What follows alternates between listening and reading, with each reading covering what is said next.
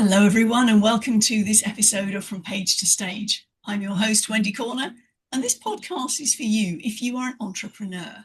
Yes, page and stage come together in entrepreneurship. And you may be going, what's this page thing then? Well, you may have a contributory book out. You may have a solo book out. You may have a regular blog.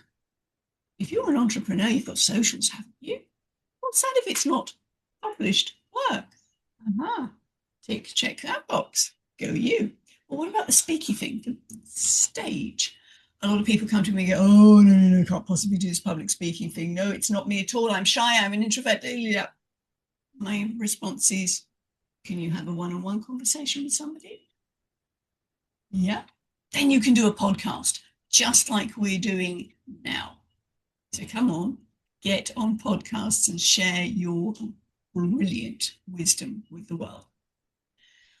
That said, I am so chuffed to be able to introduce to you Bhavya Gaur. Bhavya and I have known each other a little longer than some of my guests, but she knows herself a lot better than I do. So Bhavya, I'm going to pass the baton over to you. Tell us a bit about who you are and how you got to where you are today, please. Hi, Wendy. Thank you so much for having me.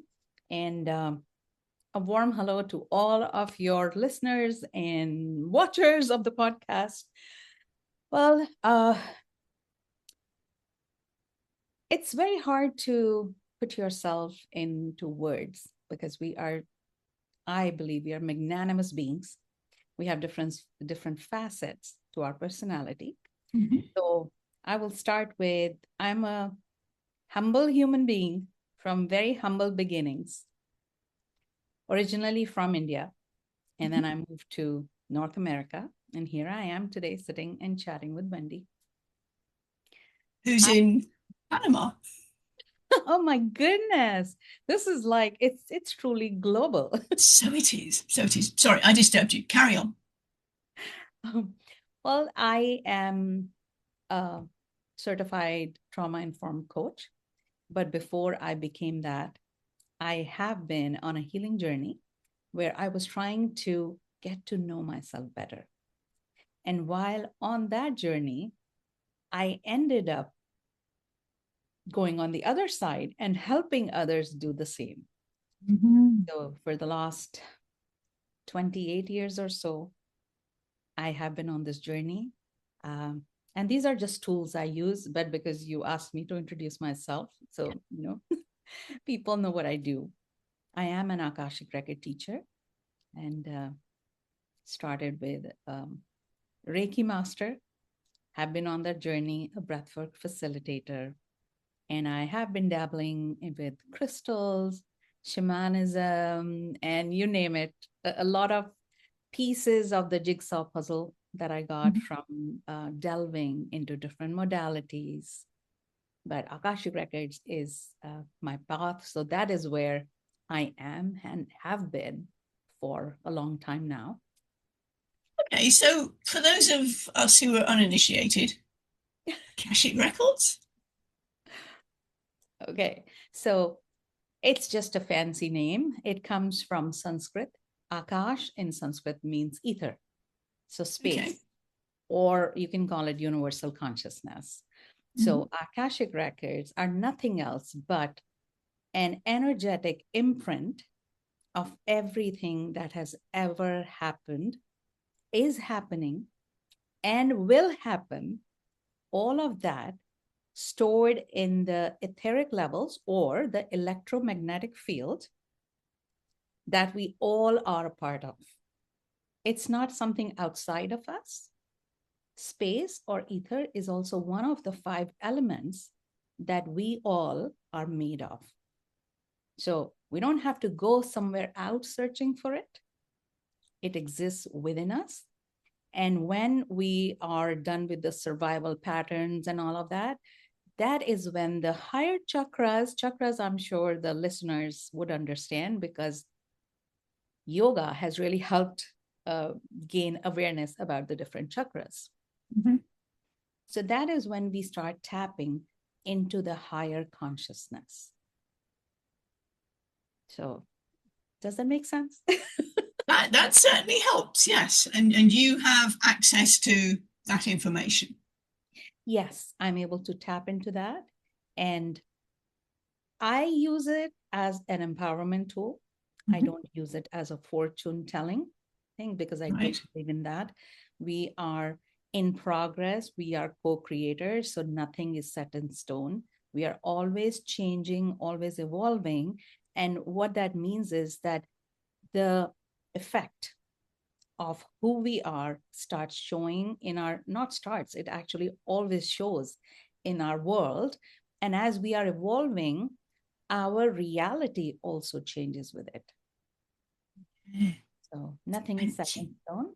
There's no a future or fortune telling which can give you an answer with 100% accuracy, because we all have free will and we are using that to create our reality. Thank you for clarifying that, because I've been sitting here going, I heard the term. And do I want to admit my ignorance? Well, on this occasion, yes, I do. Okay, because I'm sure I'm not the only one. So thank you for explaining that, Bhavya. Okay, now, this podcast is called From Page to Stage. So I want to take you back in time. When did you get the idea that writing was something that you enjoyed, you're quite good at? I mean, we all started the mechanics of it around about the same age. But when did you get the idea that I can actually express myself in writing well? So I'll let you into a little secret. I always love to read and write. I come from English literature background. And I did, after my English literature and from Delhi University, I went into journalism. However, I did not pursue that as a career. So I was, as long as I can remember, even as a child, I was always writing in journals. I used to write poetry. Don't ask me to read any. When I moved here, I didn't bring any of my journals or anything. So are they all still sitting in India somewhere? Or maybe they were lost, because I moved here almost 25 years ago. Okay. With just a suitcase. So, oh yeah, I know that one. I know you're a global traveler, so you know. Oh yes. Yeah. Okay. Then, so you've been journaling, you've been writing since you were a wee dot. Yeah. It's lovely to know. And my father really encouraged it. He also was from the same. So my father had a few masters, and I'm saying this because he loved to, he was a nerd and he loved to learn and to study. Yes. And that's what I saw. So you will laugh if I tell you, small kids, when there is summer break, and I'm talking about in elementary school up until the middle. Which is how old? Oh my God. Up until grade 5. I don't know what age group that Which is be. how old? Like, sorry, not everybody has gone through the America's system. Yes. Okay. So maybe till I was 12. Till 12, yeah. Yeah. And like from early on, this is the time when we, my mom used to pack our lunchbox and stuff. So during the summer vacation, and because this was in India, we used to have 2-month summer vacations. Sure. I used to go with my father. He used to go to work and he used to drop me off at the library. So, and I used to have like my lunch pack, my water bottle, and till the time Dad worked, which was till 5. So from 9 to 5, I used to be in the library. So you can imagine where the reading and writing and all came from.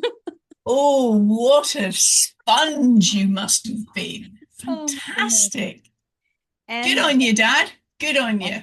I know. And oh my God, my love for books, because the World Book Fair used to happen in India once in New Delhi, once a year. And he used to buy me books from there. I used to go with him and I used to look forward to it. I was not tired of walking around because it was in the fairgrounds, which was like huge. Yeah. But Oh my God. I used to look forward to it. It was like books were like, you know how kids feel in like candy store? Uh-huh. Was the the book So fair. you were like the kid in the candy store when it came to the book fair. Yes. Brilliant. I love it. Thank you for sharing that, Bhavya. I have got this wonderful image in my head now. Oh my God. I love Beautiful. my books. My father had at home, Mhm. he had it like little library kind of a thing. He had 2,000 books there. Yeah. Whoa. Were they all English language? I'm curious from Uh, purely personal yes, perspective.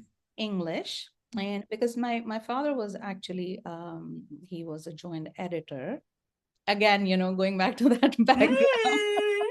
Yep. Yeah. He was a joint editor for one of the big publications that was for the people in administration. And he was also a lecturer for the IES, which is the Indian Administrative Services. So these you know, these people who used to get selected, it was very difficult for these, but these are like the cream of, you know, the administrative class. So Mhm. they used to come to this place for, you know, their seminars and all, and my father was one of the lecturers there. So Mm. yeah, so I come from that background. Oh, word nerd is in your blood, isn't it? Love it. Love Oh it. my God. Thank you, Bhavya. Thank you for sharing that. So this has been part of your journey.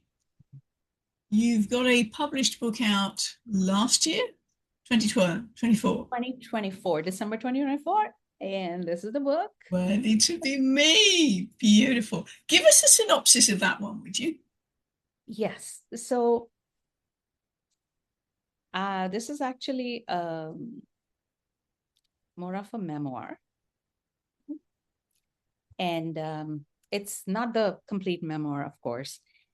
Well, no, you haven't finished it yet, have you? You're still Um, living. yeah, I'm still living, but I have not covered everything in it. Mhm. And there was a reason for it because I wanted it to be a self help memoir. Got it. So, oh, you know, Wendy, what has been going on in the world in the Mhm. past, you know, couple of years. And I feel very strongly about women's rights. Mhm. I feel very strongly about the women and, you know, the younger generation, because I have two daughters. So Mhm. I feel very strongly about the younger generation because the people, the women who came before us, really fought hard. They struggled, they fought hard for the freedom that we take for granted now. Mhm. And I'm getting goosebumps as I'm saying it. I feel so deeply about these things. It's our responsibility to leave a better world to our future generations. And when I saw that, you know, the world is going backwards, that's when I felt a need to share a part of my story. Mhm. And that is what this book is about. I come from, I was born in the 60s, Mhm. and India used to be very conservative. I'm sure the rest of the world was still conservative compared to the world we are living in now, Mhm. where India was more conservative. You know, girls were not really. I remember by 22, the girls were supposed to be married. Well, yes, although you were on the shelf. Yeah. So it was really that kind of culture that I grew up in. And I was a rebel. Really? I really Sorry. was. I did everything I was told not to do. Um, and just a trigger warning for the listeners. So, in most of the societies where it's very conservative, it's very hush hush. There's a lot that is going on Yes. behind the scenes. That Yeah. so I went through sexual abuse as a child Mhm. and a lot of emotional abuse. So I thought there was something wrong with me. Yeah. And when the predators are, people from your extended family, then you feel more lost because you don't know who to go to. You don't know what's wrong, what's right, because you are told to respect these people because they're elders. Yes. So that's what was going on with me. So initially, and as a child, like a grade 2 would be, I would say, what, 8-year-old, when Mhm. you are subject to something like this. And those were not the times where we had internet or social media, Yes. Yeah. anything, like it was a very close knit family culture. Mhm. And, in India, the religion and the caste system and all, there's Mhm. a lot that was going on. So I wanted to share this book because those times reminded me of how the world is going backwards, Mhm. because it took a lot to come out of that stage for us. Yes. And after having experienced this and not being able to talk to someone, I remember once I asked my mom, my actually cousin, where children come from. And the whole reason I was asking is because I was being abused, Yes. getting abused. And the justification was that, this is very normal. Everybody does this. Your parents do it and all. So I was, and like, how do you think you came? Like, I was a small child, and this is what I was being told, which did Mhm. not make sense to me. And Yeah. that's why I asked my cousin. Now, obviously, she didn't know, I didn't want to tell, or felt awkward, whatever the reason was. She Mhm. told my mom that I was asking this. So I got punished. So, and that was it. After that, I climbed up. I was like, okay, Yeah. something like I didn't want to, talk about any of this because these were taboos. Mhm.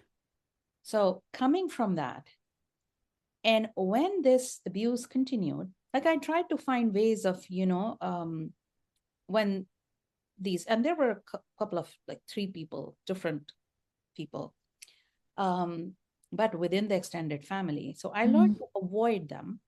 Mhm. However, I grew up thinking something was terribly wrong with me Of course. because I felt I had done something to invite that behavior. Yes. And I always wanted to be invisible. Mhm. I was not comfortable under, like if somebody looked at me, I Yeah. was not comfortable. I started shrinking. And so this is where I came from. The rebellion started when this behavior did not end. Mhm. And I remember there was this one instance where that uncle, he came home, he stayed overnight. And in the morning, like my father was very surprised that I didn't wish because, it's respect for the elders. You didn't wish good morning. You didn't say namaste. And. Mhm. So, and I had it. Mhm. Imagine I was in university at that time. And when my father said that, so I said, well, one has to deserve respect to get respect. This was the first time ever I spoke. And so my father was very sensitive. So he didn't push this further, but he could sense something was off. Mhm. My mother looked at me. So they didn't say anything. This person, he left. And then my mother said, what was that? I couldn't share the whole thing because I was ashamed. See, the shame comes because you feel that you let yourself down. You did something to allow someone to evade your space. And also, there's that you mustn't tell anyone. Yes. There's the Because of the secrecy part shame, of it. right? It's the shame as well. Like, because what will people say? They'll say, Exactly. maybe she did something, or, she's like, so there's this, you get labeled. Yes. So it was then that, my mother got an idea because I said that, you have to deserve respect and you don't treat girls like that. Was it. After that, this person was banned from coming home. And I kind of got my power back. However, in my case, the pattern of abuse continued. Okay. Just not with him. Not with him, not sexual abuse anymore. But now it was, so I never wanted, so first and foremost, I didn't want to get married because, yeah, what you've been I was through. not comfortable. I had been through that. But then I met my ex-husband. I'm going to call him ex-husband because I was divorced. But then I met this person and he was very respectful. Mm-hmm. So I felt safe. Yeah. And I was not forced into any, physical relationship or any of that. Was this an arranged marriage? It was not an arranged It was marriage. not. Okay. It was not. So I made it very clear to my parents that I cannot marry someone I don't know. Mm-hmm. And even in those times, Wendy, at that time, love marriages were something people looked down upon. Really? Right. And I'm talking about 1992. As recent as that. And they were not considered. And intercaste, interreligion was no. So I met this, so my husband at the time he was sick, the ones who tie the turban. Okay, yeah. Yeah. So when I told my parents, my father was open-minded, but my mother had a little bit of, because she couldn't think, like she couldn't imagine me. And she kept saying, but he's a Sikh, like he ties a turban. I said, so what? So it's a different religion. I said, that doesn't matter. The person has to be good. So I remember not speaking to my mom for a few months. Finally, mom came around, and my father was actually instrumental in that, because he was like, we just want her to be happy. And he seems like a nice guy. Mm-hmm. I introduced him. He wanted to meet my father. So I told my father, this is the name of the guy. He wants to come and see you. So he said, okay, send him to my office. So Papa, I used to call Papa. So Papa comes naturally to me. So Papa met with him, and he liked him. Mm-hmm. And then he said, I like him. He's fine if you think he's the one. So it was that. But finally, we got married. Now the whole problem started. So it was different kind of abuse. It was more of an emotional abuse now that started, because his side of the family could not. Again, as I mentioned, my mother struggled with the idea too, that she came around because she thought she would lose me completely. Yeah. Because we stopped talking. And my father helped in making her understand. But his side of the family, I think deep inside, they were not comfortable with the idea that there's this Hindu Brahmin girl that our son wants to get married to. Mm-hmm. I won't go into the details, but I did mention, this in the book, just to kind of share what kind of a scenario it was. Yeah. Because that's the thing, isn't it? When you get married, it's not just your partner that you're marrying, you're buying the entire family. Yes. And the ecosystem with it. Yes. I think particularly in modern Western marriages, that kind of gets forgotten. Yeah.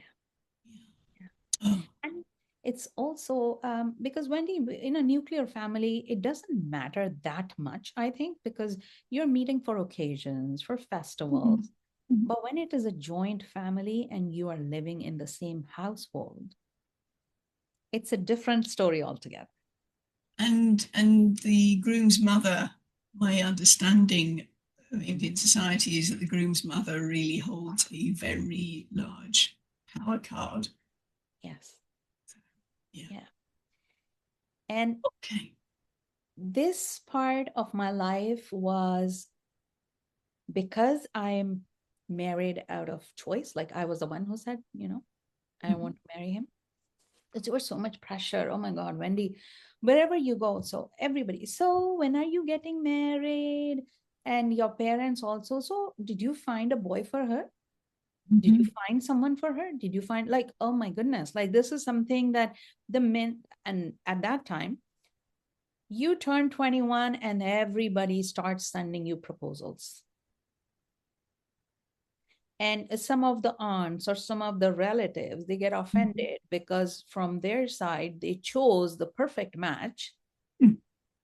And it was a sign of disrespect that your parents didn't consider that. So there's this whole drama. So much. Oh, that's it. I mean, we talk about politics in the wider world when we started, but I mean, no, the internal politics are just as, if not more, critical to your day-to-day life. Yeah. Okay, Bhavya, so this was the book that came out in 2024. I want to shift gears for a minute and talk about your speaking career, because obviously this is page and stage. So tell us about your speaking. Now, when did you move to Canada? I moved to Canada in 2002. So you've done all your schooling in India? Yes. Okay. So my question is, did you have to do class presentations in school? Yes. Yes, I did. Right. Because the reason I'm asking this is because a number of the guests that I've had on this show who've been from the Americas, and I'll put it like that, have had to do class presentations, and they've been shut down during those because they fluffed their lines, they got frozen, they diddly-diddly-da, they got teased, put down, and at that point they've gone, that's it, not speaking ever again, thank you, self-preservation. Now, I grew up in the UK. Class presentations was not part of the curriculum. It might be now, but you and I are of similar vintage, and no, I was at university before I ever had to do a presentation. So that was the reason for asking. So tell us about your speaking. You had to do it at school as well? Not in India. But not in India. Not in India. But when I came to Canada, I went back to school because I came here as a tourist. Right. And this is like after my divorce and all. So this is like, I wanted a fresh start. Can I just stop you for a second? By school, I mean not university. I mean up until undergrad level. Yes, because the university and all I had already done from India. But when I came here, I needed 5 points towards immigration. The system was different at that time. So I got admission in a college. And I did a 2-year full-time course because that gave me 5 points towards immigration. Gotcha. So here then, I had to do presentations. But I'll let you in on a little secret. I think being in front of people, that adrenaline rush and all, I will always feel. However, I come from theater background as well. Ooh. Right. So, and I loved that. So for me, doing the presentation was not really that challenging. Like I just knew how to involve everyone because when I'm on that stage, everything transforms. Love it. So you've done much theatre work in India before you came across? I used to and that was again as part of the rebellion because my father was against it. So I did that as well. Dear Dad, reverse psychology. So I was into all of that. So, and when I'm passionate about something, I mean, the cause is bigger than my ego or me or my fears, right? So when I'm on that stage, and there's a different personality or persona that takes over, because then I'm coming from that cause. My why is bigger than my fears. Yes. Oh. Beautiful. And that's the point, isn't it? So audience, if you're listening to this, and as I said in the introduction, you're going, I can't do public speaking thing. My invitation to you is to don't make it about you and how nervous you are. Make it about your audience and how you are serving them, because they need to hear what you've got to say. And if you put it that frame, it's amazing how your nerves dissipate. I won't say they go completely, but they do dissipate and they don't become this freeze reaction. And I would, Go on, I would, Bhavya. I would like to add one more thing here, Wendy. We all are living our unique journeys. There may be similarities, but we all are unique in our existence. And many times we hold back because we feel that it doesn't matter. I already went through it. Why should I share? But I want to say this, that there are still, so I shared my story because there are still people, there are still women, there are still people like, I'm not going to box anyone in any gender roles, but there are still people who are going through so much. And when you are going through tough life situations, there's a lot of loneliness that comes. Life feels like this dark tunnel without any light at the end. And I shared my story because I know how it was like to live like that. And just by knowing, so my sharing the story means somebody's reading it and then they see and they're able to resonate with it. A part of them feels, oh, I'm not the only one. There's nothing wrong with me. If she has gone through that and she could survive, come on the other side and do what she's doing now, I can too. So that gives them not only hope, it gives them faith. Yes. And I believe faith is stronger than hope. So we all are living these unique stories. We all have it in us to share. But it's not possible till the time we come out of that ego mindset of fear of facing rejection, fear of being judged, because I'm on the other side. I've already went through it.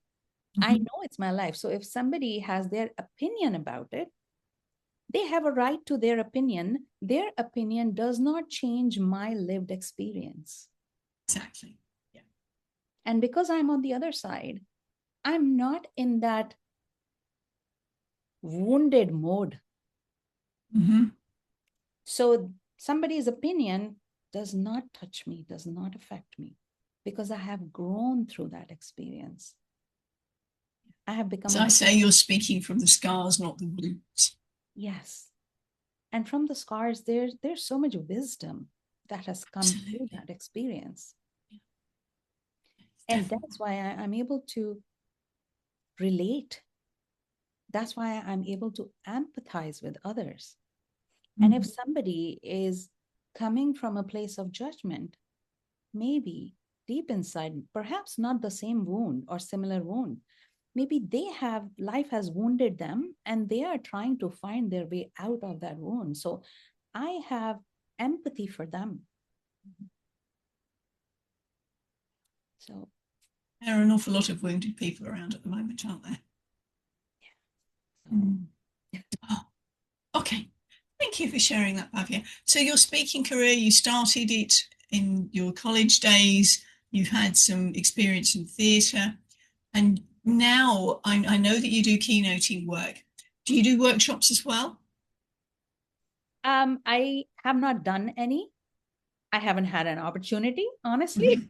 No, the reason I'm getting at this is because I'm teasing out your sweet spot, because keynoting is one thing, podcasting is another, MC work is another, facilitation, workshopping is another. They're all complementary, but they are all discrete skills. So I'm digging, where is your sweet spot? So, Wendy, I do workshops, but that's as part of my business. Like I don't do workshops with corporations. No, because that's where I want. Yeah, that's where my next step is. That's where I want to be. Right. However, I do workshops, and I do like Akashic Record workshops or master classes where people are coming. So just to share with you, the biggest workshop that I did was of 50 people. Mm-hmm. And this was live. It was done in Mumbai, India. Before the world shut down, I used to actually do in-person workshops. Yeah. And that's where, and Wendy, you come from Oz, so, this will be right in your alley. I've actually done workshops in Australia too. Mm-hmm. So yeah, so I I'm guessing over East, Sydney, Melbourne, yes, Brizzy. Yeah. yes, yes. I'm 5 hours by plane on the west in Perth. You have to go to I Perth didn't go to on Perth. purpose. You have to go to Perth on purpose, Purpose. basically. Yeah. Yeah. Not many people do, because particularly for the folks from the Americas, they just hop over the Pacific. And because the big centres are all on the eastern side, they forget that get on a hairy plane, there's quite a lot the other side. But Yeah. it's fun. It's fun. So you've done. Where would you say your sweet spot is? Is it in workshopping? Is it in keynoting, podcasting? Where would you say you absolutely your zone of genius lies?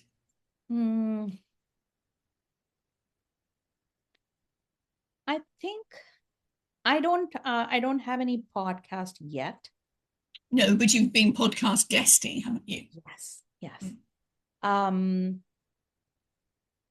love podcasting because I get to meet people and I get to share my message to, very diverse audience. Yes. Yeah. And people can take whatever they want. So it's not like, a one size fits all kind of a thing. Yeah. I also love, so I don't know, I'm thinking about the sweet spot, and that's why I'm speaking out. I'm thinking out loud. Oh, I certainly do that myself. Thank you. Yeah.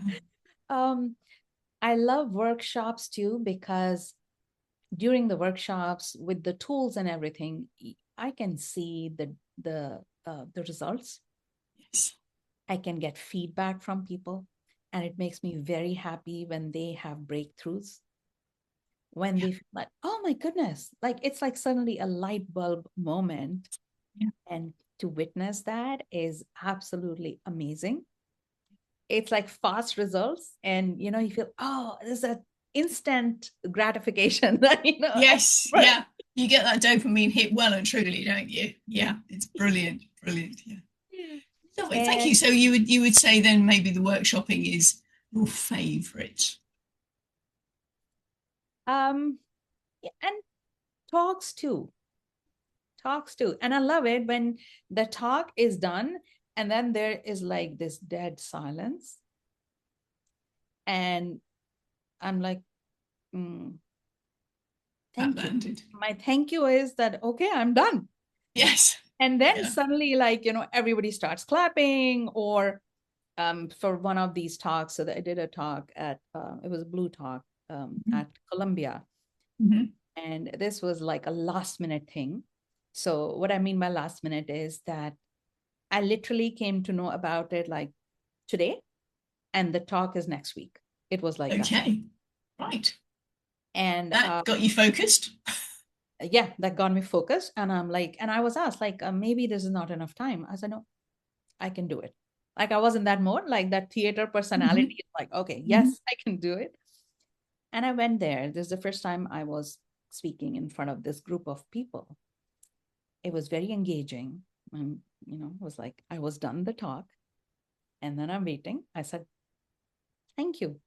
And like silence. And I said, I'm done.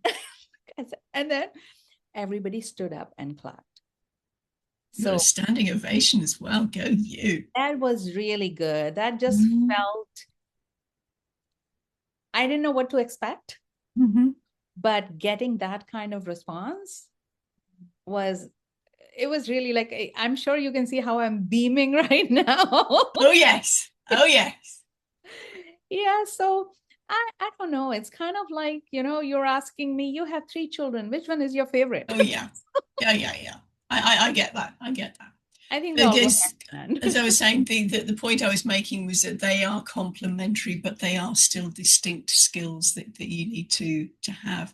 Because as you pointed out, I mean, there you are in a physical stage and you can be really effusive with your hand gestures, and here I am on Zoom window and you have no idea what I'm doing with my fingers. Exactly. So you've got to know your literally your boundaries. So yeah. And if you ever do a TED, you have the 3-meter diameter red carpet. You do not go outside that red circle. Yes. That's I haven't done any TED Talk yet. Well, no, I haven't actually done it myself. I've been training others because I was head speaker coach at University of Western Australia's TED team, TEDx team Oh, for 5 beautiful. years. So I know it from the inside. Love it, love it. Okay, so we've talked about your writing, we've talked about your speaking, we've talked about this wonderful book that you've got out.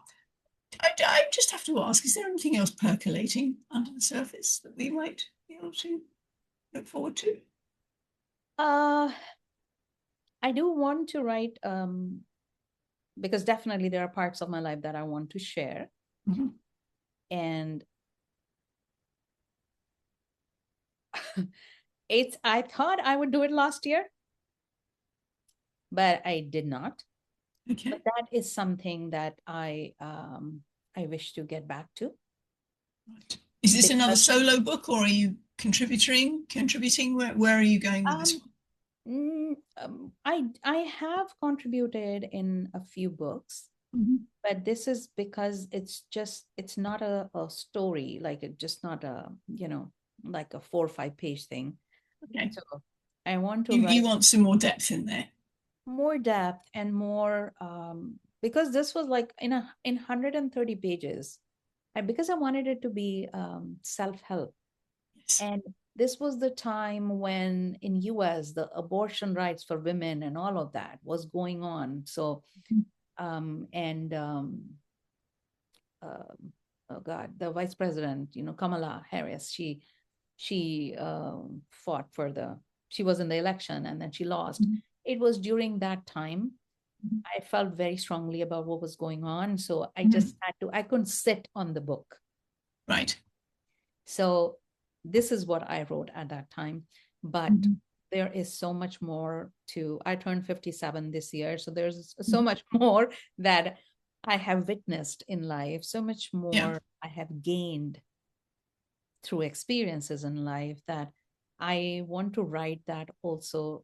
So that's a big project, a life project that I have that I want to start working on. And so then one of the questions I ask all my guests is, how do you embody your words when you take them from page to stage? Do you answer that? Yeah, so when I'm talking on stages, I'm sharing a part of my life journey. And because in this duration of my life, I have had different experiences, different lessons. So what I do is I cater to who I'm speaking in front of and what part of my experience would help them relate and how they can embrace that part of themselves that maybe has been holding them back from living their life to the fullest. So I focus more on that, going from self-empowerment, leadership, customer service, communication. And the topics are various because whatever life we have lived, we have played different roles. True. And through those roles, we have emerged as a multifaceted personality. So when I stand in front of the mirror today,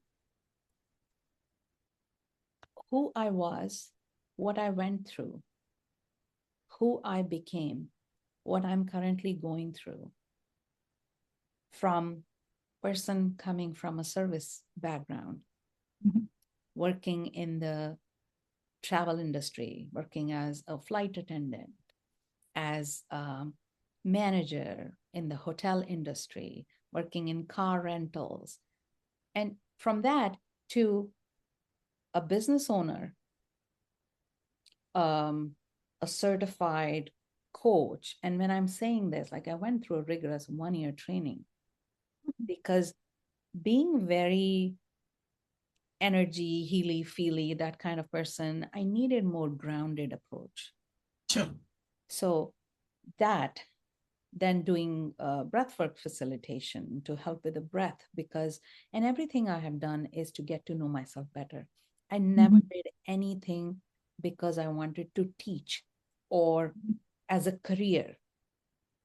Every step was to get to know myself better, to know what's holding me back, why this thing is coming up, how can I dissolve this trauma, how can I get out of this place. So everything was all about I, me, myself. And that is what helped me. So when I'm looking in the mirror, I'm not seeing this Bhavya who is this or that. I'm a rainbow of everything combined. Beautiful. Beautiful. And the person who sees me, they see the color that they are most aware of in their own field. So they see that color in my rainbow. Beautiful. Thank you for sharing that. That's such a beautiful picture. Beautiful picture. So as we're winding up then, Bhavya, have you got any final words of wisdom for us? Just very simple. And I think people may have heard this again, time and time again. If I could go back and change anything, I would not change anything because everything made me who I am. And I am very grateful to everyone who gave me those experiences. I'm not labeling them as good or bad, but you know what I mean. Yeah. Because without that, I wouldn't be who I am. So embrace all parts of you and live with it, because you only have to hide or only have to fear the judgment till the time you yourself are in denial of all of you. So when we embrace ourselves completely, then there's nothing to fear, nothing to hide. We can stand in our power. And when we do that, no one can take it away from us. Oh, thank you. That feels a beautiful note to finish on. Yeah. Bhavya, thank you so much for sharing your from page to stage.